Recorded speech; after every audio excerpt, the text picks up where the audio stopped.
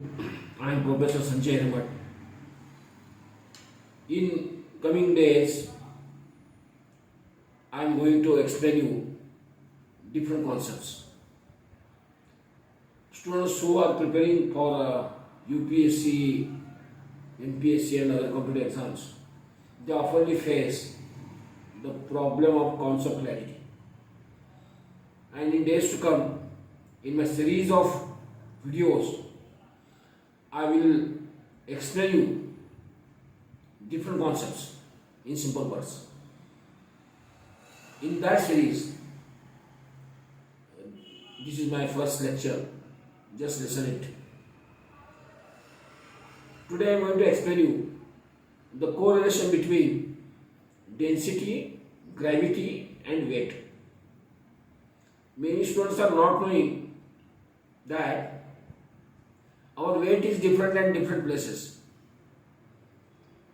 Suppose one person weighs 60 kg in Mumbai, but if he goes in other place of the earth, his weight may not be same, because you must know that there is a correlation between density, gravity and weight. How they are correlated?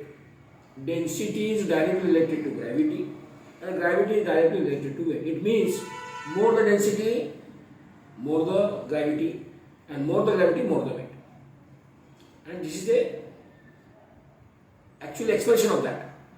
It means that you take an example of our earth, and there are two poles are there, north pole and the south pole, and in between that there is a equator, that is called a Vishavurukta in Marathi.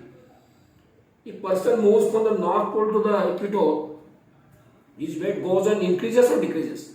This question is often asked in so many competitive exams. Just remember, a person who starts moving from the north pole or the south pole towards the equator, his weight goes and reduces. It clearly indicates that on equator, the density of the earth is less, therefore gravity is less, and therefore weight is less. As one moves from the equator to the pole, the density of the earth goes and increases, therefore gravity goes and increases, and therefore weight also increases. And last but not the least, in this concept, you will get the answer of the black hole. What are the black holes? These are the areas in the space of highest density. That is in Marathi called Krishna Vivar. I will put another video related to black holes in my next series. Till then, thank you.